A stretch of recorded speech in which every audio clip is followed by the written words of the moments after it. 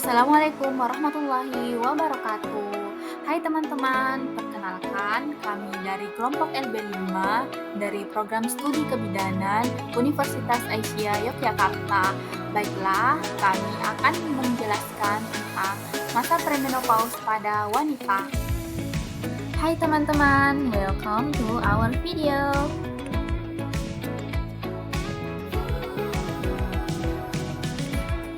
Tahukah kamu apa itu premenopause? Premenopause adalah masa transisi yang dialami oleh wanita saat akan memasuki masa menopause. Masa premenopause biasanya diawali pada usia 30 sampai 40 tahun ke atas dan ditandai dengan siklus menstruasi yang tidak teratur. Tahukah kamu apa yang terjadi pada masa premenopause? Pertama, memasuki awal usia 30 tahun, jumlah sel telur mulai menurun dan produksi hormon berubah. Yang kedua, akibat produksi hormon yang berubah akan mempengaruhi gangguan menstruasi menjadi tidak teratur.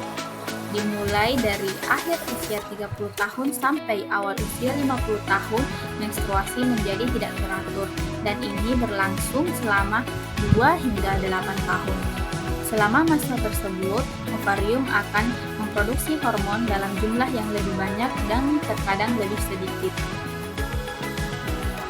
Setelah usia 6 hingga 12 bulan sebelum menstruasi berhenti, ovarium akan berhenti melepaskan sel telur. Kadar hormon estrogen menurun. Hal ini menyebabkan menstruasi berhenti. Setelah 1 tahun tidak mengalami menstruasi, wanita akan mengalami masa menopause. Kadar hormon estrogen yang menurun dapat menyebabkan menstruasi tidak teratur. Kemudian yang kedua, resiko terjadi osteoporosis. Yang ketiga, perubahan kulit termasuk kulit lebih tipis dan kering. Yang keempat adalah resiko lebih tinggi terhadap kehilangan gigi dan penyakit gusi. Masalah yang lazim terjadi pada masa premenopause. Yang pertama yaitu masalah fisik yang meliputi hot flashes atau sensasi panas atau muka memerah. Kemudian night sweats atau keringat berlebihan pada saat malam hari. Kemudian insomnia atau gangguan tidur yaitu sulit tidur. Kemudian yang terakhir yaitu sering buang air kecil. Masalah yang kedua yaitu masalah psikologis yang meliputi sering lupa. Menurut penelitian, sekitar 60% wanita pada masa premenopause mengalami penurunan kinerja kognitif atau berpikir dan mengingat. Kemudian terjadi kecemasan akibat terjadi tanda-tanda seperti yang disebutkan tadi, dan ketika kecemasan ini tidak teratasi maka ibu akan mengalami stres dan depresi dan mudah tersinggung. Kemudian masalah yang ketiga yaitu masalah seksual. Akibat penurunan hormon estrogen, ibu akan mengalami kekeringan pada vagina. Akibat kekeringan pada vagina ini, ibu akan mengalami penurunan hasrat seksual dan akan mengalami nyeri saat berhubungan seksual. Faktor-faktor yang menyebabkan terjadinya premenopause. Wanita yang merokok dapat menghambat produksi estrogen sehingga dapat terjadi menopause secara dini sekitar 5 tahun lebih awal. Menurut hasil penelitian, asap rokok mengandung nikotin dapat menyebabkan gangguan haid, anovulasi, infertilitas, dan menopause secara dini yang terjadi lebih cepat 1-2 tahun lebih awal. Faktor penyebab yang kedua adalah riwayat keluarga menopause secara dini. Ibu yang memiliki riwayat keluarga menopause secara dini sangat beresiko mengalami kejadian premenopause secara dini pula. Kemudian, yang ketiga adalah terapi kanker dengan kemoterapi. Terapi kanker dengan kemoterapi dapat memicu terjadinya premenopause dan menopause secara dini. Kemoterapi diketahui dapat mengganggu ovarium sehingga mempengaruhi produksi hormon estrogen dan tidak berfungsi secara normal. Yang keempat histerektomi atau pengangkatan rahim dapat menyebabkan terjadi menopause secara dini. Hal ini dipengaruhi karena indung telur atau ovarium juga terangkat. Kemudian yang terakhir yaitu post-ovariektomi. Tindakan post-operasi ovariektomi dapat berakibat terjadi menopause dini karena terjadi penurunan hormon estrogen dan progesteron. Fisiologi pramenopause. Apabila seorang perempuan memasuki usia 40 tahun, maka jumlah folikel pada ovarium akan berkurang. Pada waktu lahir, seorang wanita memiliki jumlah folikel sebanyak kurang lebih 750.000 buah dan jumlah akan terus berkurang seiring berjalannya usia hingga akhirnya tinggal beberapa ribu buah saja ketika mengalami menopause. Semakin bertambah usia, khususnya ketika memasuki masa pramenopause, folikel-folikel itu akan mengalami peningkatan resistensi terhadap rangsangan gonadotropin. Hal ini mengakibatkan pertumbuhan folikel, ovulasi, dan pembentukan korpus luteum dalam siklus ovarium berhenti secara perlahan-lahan. Pada wanita di atas 40 tahun, 25% diantaranya mengalami siklus haid anovulator. Bagaimana peran bidan terhadap ibu pramenopause? Jadi, peran bidan pada ibu pramenopause yaitu memberikan edukasi, informasi, dan konseling pada ibu dan mengetahui permasalahan yang terjadi pada masa perimenopause. Pada masa ini juga perlu diberikan dukungan dan motivasi agar dapat meningkatkan kualitas hidup ibu perimenopause. Peran bidan juga diatur dalam Kemenkes RI nomor HK.07/Menkes/320/2020 tentang standar profesi bidan. Yang pertama, tentang area kompetensi 5 tentang keterampilan klinis dalam praktik kebidanan pada masa klimakterium, yakni yang pertama, perubahan dan adaptasi pada masa premenopause, menopause, dan postmenopause. Yang kedua, deteksi dini, komplikasi dan penyulit pada masa premenopause, premenopause, dan postmenopause.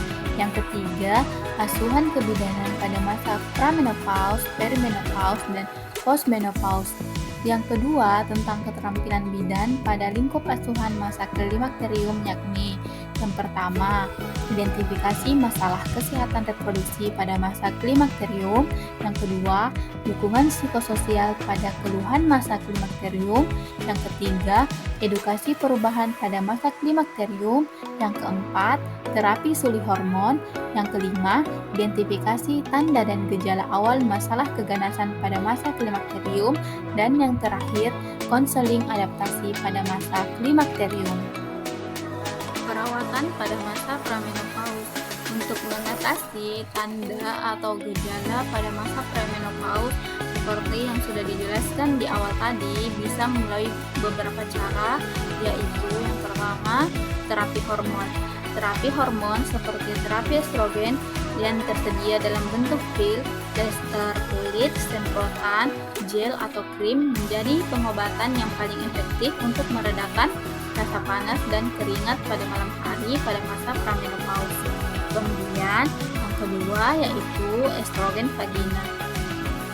Estrogen dapat diberikan langsung ke vagina menggunakan tablet, cincin, atau krim vagina. Perawatan ini melepaskan sedikit estrogen yang diserap oleh jaringan vagina dan dapat membantu meredakan kekeringan vagina dan ketidaknyamanan saat berhubungan seksual. Kemudian yang ketiga yaitu antidepresan. Antidepresan tertentu yang terkait dengan golongan obat yang disebut Selective Serotonin Reuptake Inhibitor atau SSRI dapat mengurangi hot flashes menopause. Antidepresan untuk mengatasi hot flashes mungkin berguna bagi wanita yang tidak dapat mengkonsumsi estrogen karena alasan kesehatan atau bagi wanita yang membutuhkan antidepresan untuk mengatasi gangguan suasana hati. Cara yang keempat yaitu gabapentin atau neurontin. Gabapentin disetujui untuk mengobati kejang, tetapi juga terbukti membantu mengurangi rasa panas. Obat ini bermanfaat bagi wanita yang tidak dapat menggunakan terapi estrogen karena alasan kesehatan dan bagi mereka yang juga mengalami migrain. Yang terakhir yaitu fezolinetant atau Veozah. Obat ini adalah pilihan bebas hormon untuk mengatasi hot flashes saat premenopause. Obat ini bekerja dengan cara memblokir jalur di otak yang membantu mengatur suhu tubuh. Baiklah teman-teman, di awal video tadi sudah disebutkan tentang tanda-tanda dan gejala pada masa premenopause. Untuk mencegah tanda dan gejala atau meringankan gejala tersebut, kita perlu menerapkan atau memperhatikan hal-hal seperti menerapkan gaya hidup sehat. Nah, seperti apa gaya hidup sehat itu? Nah, gaya hidup sehat itu seperti berhenti merokok. Seperti yang kita ketahui, baik perokok aktif maupun yang pasif atau yang tidak merokok sama berbahayanya. Menurut beberapa penelitian, gejala masa premenopause seperti hot flashes sering terjadi pada perokok aktif daripada yang tidak merokok. Dan merokok juga dikaitkan dengan kesehatan jangka panjang atau yang akan datang, seperti risiko terjadinya penyakit seperti penyakit jantung, kanker, dan osteoporosis. Yang kedua yaitu melakukan olahraga secara rutin. Melakukan aktivitas fisik seperti olahraga sangat bermanfaat bagi kesehatan tubuh. Seperti beberapa penelitian mengatakan bahwa olahraga bermanfaat untuk mengatur metabolisme tubuh seperti mencegah kegemukan, mempertahankan berat badan ideal, menguatkan otot, serta mengurangi risiko berbagai penyakit seperti tekanan darah tinggi dan penyakit jantung. Olahraga juga dapat mengurangi gejala somatik seperti sakit kepala atau nyeri sendi dan dapat memperbaiki suasana hati seperti mengurangi kecemasan, mengatasi stres dan depresi. Kemudian yang ketiga adalah mengkonsumsi makanan yang bergizi seperti sayur, buah, kacang-kacangan, ikan, atau biji-bijian utuh, dan batasi makanan yang mengandung banyak garam, lemak, dan gula. Pastikan juga mendapatkan cukup kalsium dan vitamin D. Konsumsi makanan yang kaya kalsium dapat membantu menurunkan risiko osteoporosis. Mengkonsumsi makanan bergizi sangat bermanfaat pada masa premenopause dan memenuhi vitamin juga sangat berguna untuk kesehatan tubuh, seperti mengkonsumsi vitamin B12. Vitamin B12 dapat diperoleh dari ikan, kerang, daging, susu, dan yogurt. Hal ini bermanfaat pada proses pembentukan protein, sel darah merah, dan pembentukan jaringan tubuh yang berfungsi untuk kesehatan syaraf. Yang kedua yaitu vitamin B6. Vitamin B6 dapat diperoleh dari pepaya, alpukat, pisang, atau sayuran hijau. Hal ini berfungsi untuk memproduksi hormon agar menjaga suasana hati tetap positif dan terhindar dari stres. Kemudian, vitamin D dapat diperoleh dari ikan, kuning, telur, daging, dan kacang-kacangan. Dan vitamin D juga dapat diperoleh melalui suplemen vitamin D atau dari sinar matahari.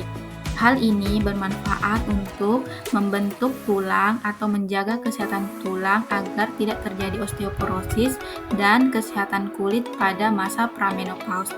Kemudian yang terakhir yaitu vitamin E. Vitamin E dapat diperoleh dari bayam, tomat, dan brokoli. Hal ini bermanfaat atau berfungsi untuk mengatur proliferasi sel, untuk mencegah perdarahan, penyakit kardiovaskular, dan kenaikan berat badan serta masalah depresi. Yang terakhir yaitu membatasi alkohol dan kafein. Kenapa kita harus membatasi mengkonsumsi alkohol dan kafein? Itu karena beberapa penelitian menyebutkan bahwa mengkonsumsi alkohol dan kafein dapat meningkatkan hot flashes, sakit kepala, dan mempengaruhi kualitas tidur serta meningkatkan terjadinya obesitas dan memicu terjadinya depresi. Terakhir yaitu tentang tinjauan Islam pada masa pramenopause. Pada masa pramenopause diatur pada Al-Quran Surah Yusuf ayat 22 yang artinya ketika dia telah cukup dewasa, kami berikan kepadanya kearifan dan ilmu. Demikianlah kami memberikan balasan kepada orang-orang yang berbuat baik. Artinya, semakin bertambahnya usia, manusia juga bertambah dewasa dan siap menanggung tanggung jawab sosial dan sebagai warga negara, membantu anak-anak remaja belajar menjadi dewasa, menerima dan menyesuaikan diri dengan perubahan fisiologis yang terjadi, mencapai dan mempertahankan prestasi yang memuaskan dalam karir pekerjaan, dan menyesuaikan diri dengan orang tua yang semakin tua. Baiklah teman-teman, itulah tadi penjelasan secara singkat tentang masa pramenopause. Terima kasih telah menyaksikan dan menonton video kami. Bye-bye.